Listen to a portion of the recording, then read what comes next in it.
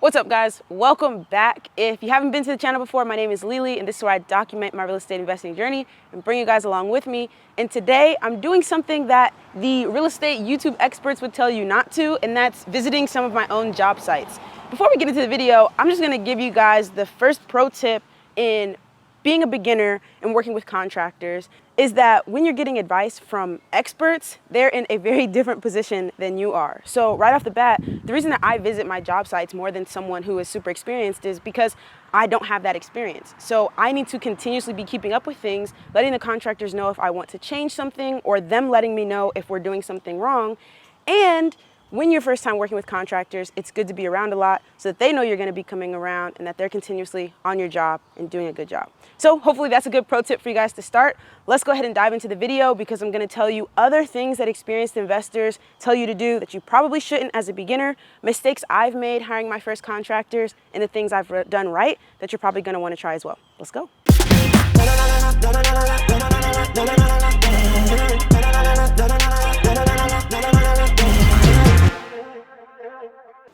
You guys working on that trench? Yeah, we can get it from here. So where are you gonna go into the house at? We're gonna come up to right here. We're gonna L in, and then same thing down there. We're gonna go to where that box is. Go under it and. Gotcha. So under the concrete? Yeah. Well, we're gonna cut through the concrete. Cut through the concrete, right? What is this? This looks like a ground to whatever was in the bathroom. I probably don't need it. Seeing how we pulled everything out from over there and moved it to the closet. I mean, that can be pulled out. Okay, can you tell Shauna I want that to come out? Yeah. All right, cool. Let's see what else we got going on. So just to show you guys where the box is, that's the electrical panel for this back unit. So what they're doing right now is just tapping into the front unit's electrical and running it back here. The wires will be all underground, so instead of having them like overhead, which I don't like the look of, it'll all be underground. So yeah, if you guys haven't seen this area recently, this is like the back unit of this house. We got a DIY video coming up soon, telling you guys what I am DIYing, what I'm not, why, what the cost difference is, all that good stuff. But I will be doing drywall and flooring in here next week, so turn on notifications because that video is coming soon. Let's go inside and check on what the contractors there have been doing. Woo! I don't know how well you guys can see. Jeez. So we'll put up some before and afters of what this video looked like or what this bathroom looked like during the last episode. I'm not gonna step on it because I don't know how wet this thin set is, but this backing is hardy board, cement board? Yeah, hardy backer.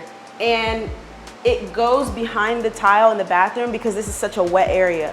So if you remember, there's another bathroom over there. And if you guys haven't seen the previous episodes of this series, you definitely want to go back and watch because you're going to see everything from the day I first came to this property and made the offer to everything we've been doing now. So there's another bathroom that most of the tile was complete on, and the seller or the seller's contractor just put the tile right onto normal drywall and didn't put hardy backer, which is gonna make sure it doesn't mold out. We don't have any problems with water. This same tile that's on the floor is going on the walls and is also gonna be going in the kitchen. So let me go show you that. So yeah, I'm really happy with how this kitchen is looking so far. And I think this is a good time to talk about, it probably looks a little messy behind me, but we're getting a dumpster tomorrow and all this stuff is gonna get taken out and things will continue chugging. But this is a good opportunity to talk about some of the things that you might hear from experienced investors and the advice that they give to hire contractors that I would actually say is bad advice for a beginner. So there's three things. And the first thing I hear a lot is to get bids from contractors for free, right? To ask a bunch of contractors to come out and look at your project and give you very, very specific bids, like line by line, flooring, paint, kitchen, all of those categories, and then also get more specific on like, what are the materials costs? What are the labor costs? What is room by room? Kitchen, what are you gonna charge me to do the countertops, the cabinets, install the sink, blah, blah, blah, blah, blah. And some of those things you do need to know, but you have to be reasonable the first time you're working with a contractor, especially as a beginner, because contractors, when they give free estimates, it's with the expectation and the hope that they're gonna get a job. So if you as a beginner are maybe a little gun shy on pulling the trigger on actually purchasing properties. And so you keep calling a contractor 3, 4, 5 times, asking them to spend a lot of time giving a very, very specific estimate, and then you don't actually hire them, they're not gonna work with you.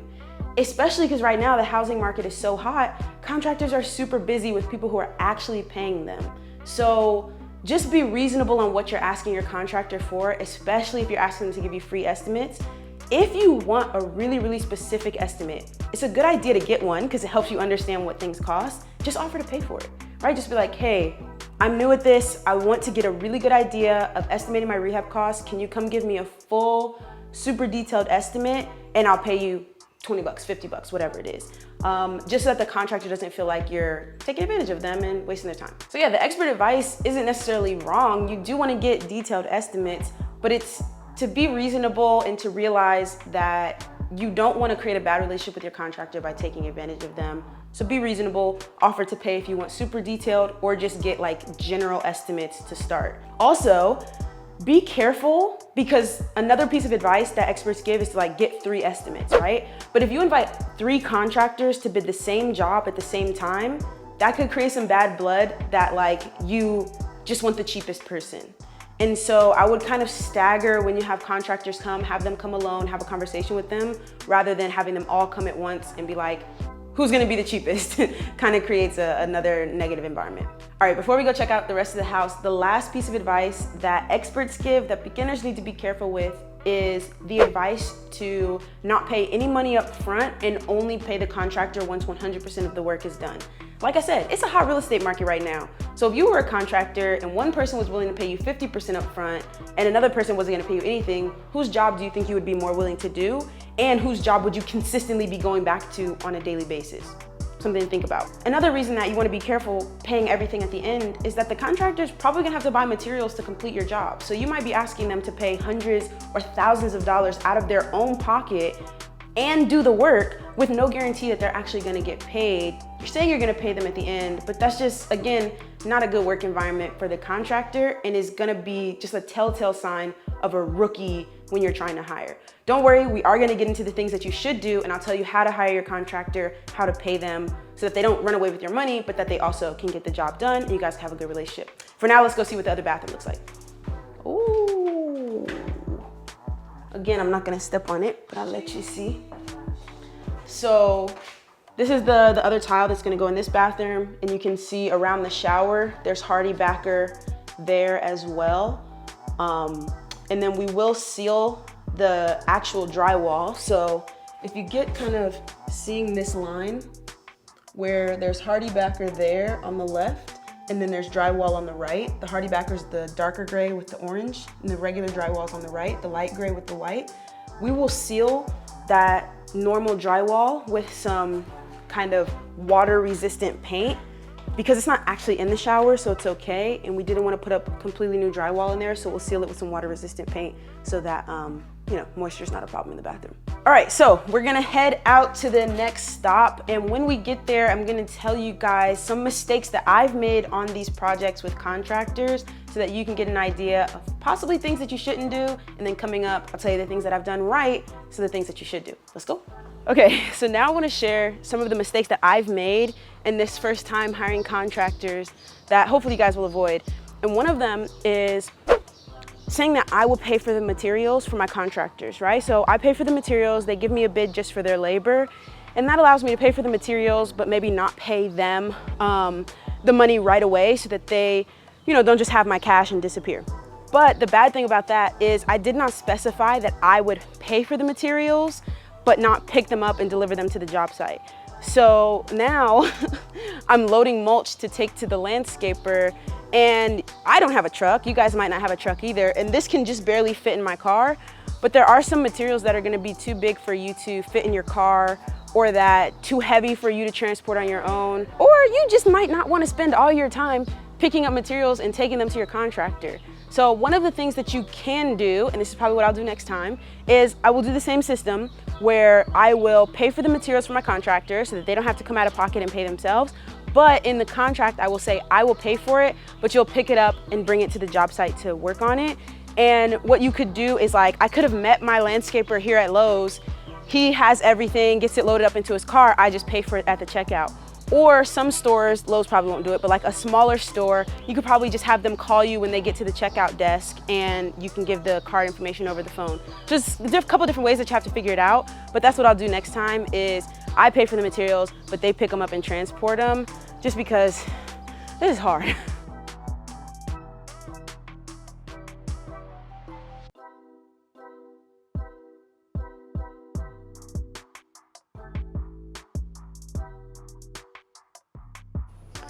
All right, so these are the last few bags of mulch that the landscaper needs to finish out this area right here.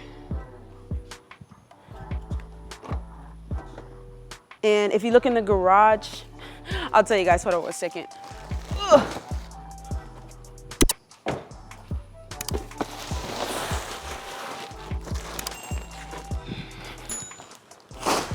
Okay, so a quick update on this house.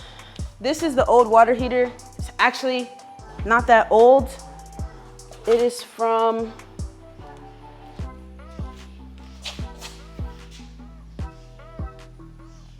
(2017). So we were gonna keep this water heater, but somebody took the stupid gas valve, which is an essential part of a gas water heater working. And so we searched everywhere we could to get a replacement gas valve. We even got this one, but it doesn't fit. Myself, my plumber, and my HVAC guy could not find the gas valve for this model anywhere in stores here or online. So unfortunately, we can't use this hot water heater. So I had to get a new one, which is over there. You can see the gas valve is here. And yeah, this is the new one. So I mean, I'm happy to know that I won't have any problems with the water heater because it's brand new, but also it's like money. I was thinking about trying to sell it, but it doesn't have a gas valve. So I'm gonna post on Facebook and like some other places to see if anybody wants a water heater for the parts, because you can't use it without the gas valve. But yeah, let's go inside and I'll show you guys a few other things. So this house is almost done.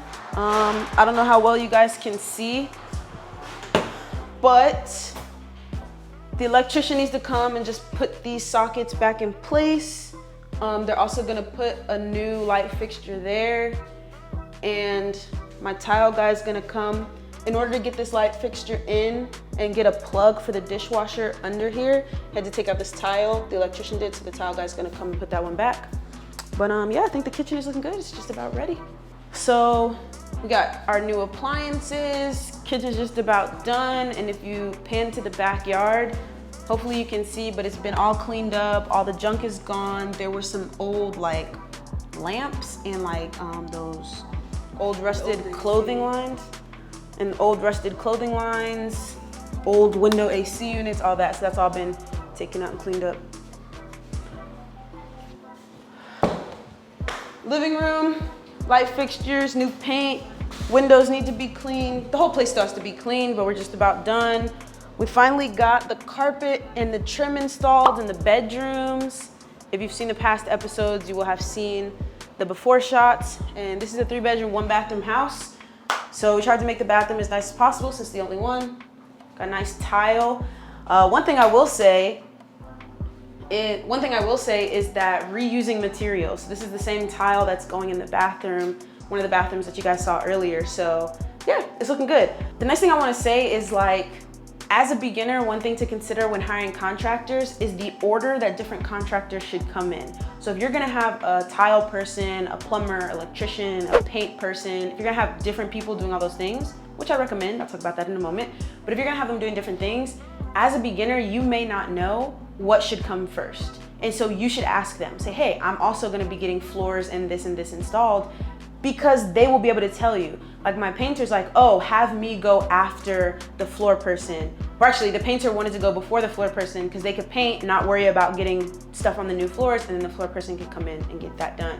One mistake I made is that I didn't have the plumber come update the fixtures before I had the tile person put the tile in. If you guys saw the last video I did, it was all about all the mistakes I've made on these properties. So you should go watch it because you can learn from my mistakes. It's like, you know, you're not gonna be perfect the first time you do these things. So in that case, these were all old fixtures and the tile was in. And so we had to bust out just a few pieces of tile and have the plumber come put in new fixtures and then have the tile guy come back and do it. Luckily, I'm giving this tile guy a bunch of jobs with all of these properties. And so he came back and fixed everything for me for free, but just something for you guys to keep in mind. We got one more property to go see, and I have a few more tips for you guys on how to hire contractors, how to pay them, and the type of contractor that you should choose, because there are a lot of different options out there, and I haven't seen too many videos breaking it down too clearly. Let's go. So one thing that I wasn't planning on saying, but I think is important when dealing with contractors, is that you should always have a key to your properties just on you, and then you should get a lockbox that your contractors can use to get into the property when they come to do work. You're gonna wanna make sure you keep track of who has access to your property, of course, and you know, possibly even change the lock before your tenant moves in. But you don't wanna have to run over to your property every time your contractor needs to come over to do work or drop off material. So just something to consider. All right, guys, so if you've seen the other episodes, you recognize this blue door. There's something new in here that I wanna show you. Voila! We have granite.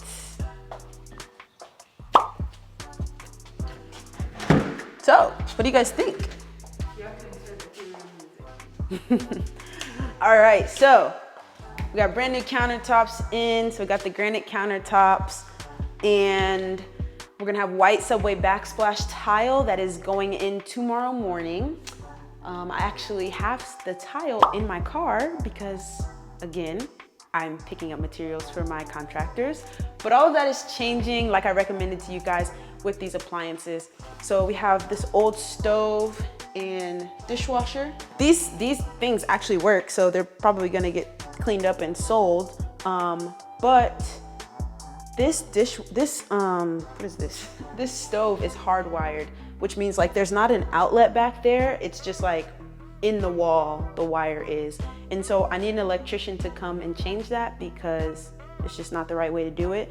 And so because the electrician's doing that and installing the dishwasher for me, I'm gonna go order the new appliances now and have him pick them up tomorrow before he comes over here to do it. So that will be one of my lessons learned from all of this. The other thing that I wanna tell you guys is when you're hiring contractors, you want to think about the 3 levels of contractors. And this is something that I learned from the Home Renovation DIY channel. I don't know if any of you guys watch that channel, but I really like it.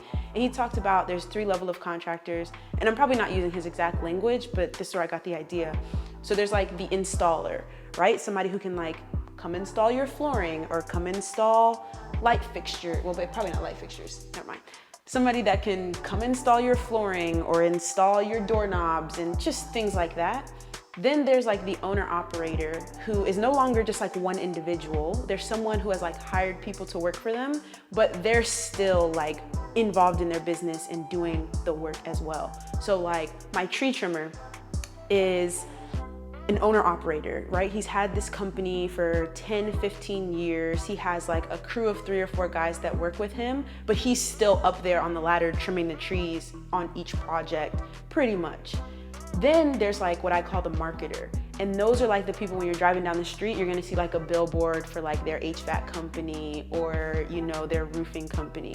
So with those 3 levels, the installer, if it's something pretty simple, like let's say installing the hardware on these cabinets, you can just get a guy off of Craigslist probably to do that, or off of Facebook, or in like your local investing Facebook group or something like that. Probably not a big deal. You don't need to be paying a bunch of money for that.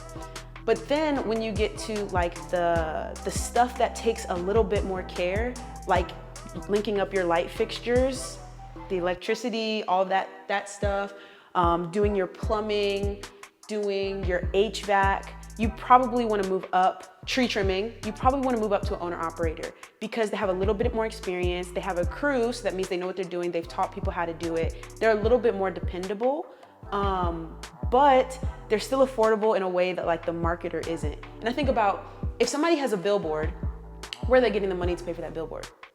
from you, right? Like that's coming from what they're charging you for your job, and not obviously just you, but their prices are generally gonna be a lot higher because they have a marketing budget, they have an HR department, they have an office, they have so many employees and so much overhead. Their prices are gonna be higher. And those marketers usually don't specialize in working with investors. Those are the people that's like working with homeowners. Like your HVAC goes out, those are the people who's gonna like, oh, I saw that billboard, I'm gonna Google, and the first person who pops up, I'm gonna call them. Their prices are gonna be higher, but homeowners are only gonna hire them once, so it's fine. With the owner operator, you can still depend on them to get the job done well. They're usually very experienced, very hands-on, but they're a little bit cheaper because they're working with the investor market. And the tip that I want to give you guys is probably number one that has helped me with hiring these contractors is to let the contractors know, hey, I'm an investor. I intend to do 1 deal a month, 5 deals a month, whatever level you're at. So I would love to, create a relationship and give you repeat business. Like I said, my tile guy, he knows that I'm gonna be giving him a ton of tile work. He's what I would call an installer. He just does the tile jobs himself, but he knows I'm gonna be giving him a ton of work. And so he came out to help me out with, that fix that we had at the last project for free, because he knows there's gonna be more jobs.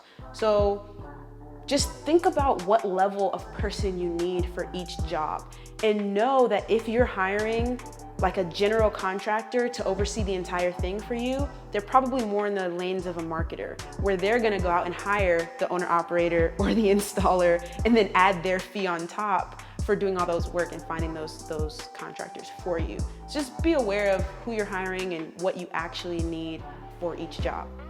Speaking of, how do you find contractors?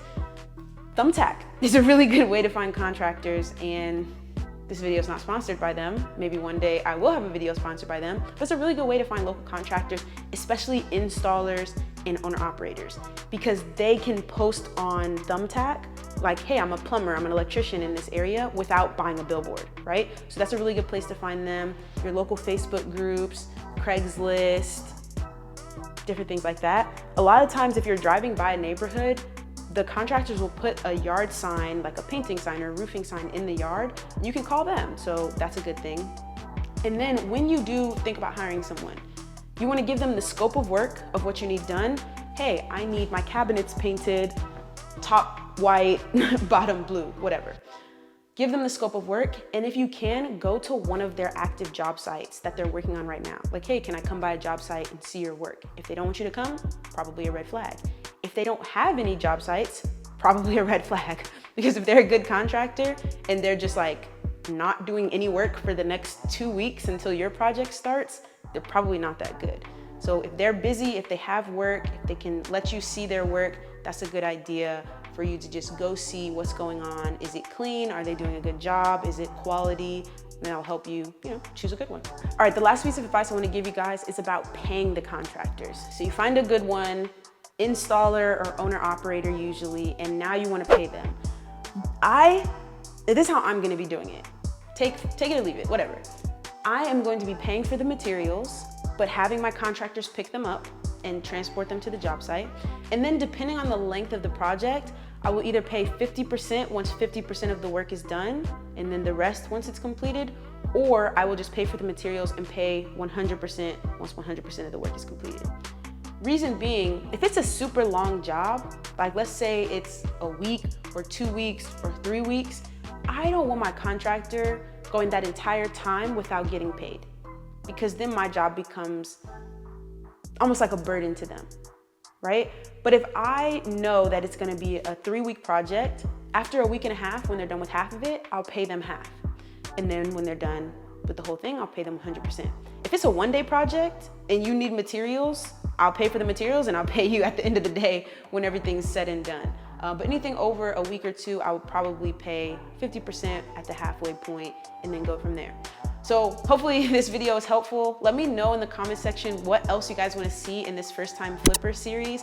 Things are moving very, very quickly, and I might have a surprise in the upcoming video about another property that we might be taking on this summer. So hopefully you guys enjoy. I'll see you on the next one. Don't forget to change the color like button before you go. Thanks for watching.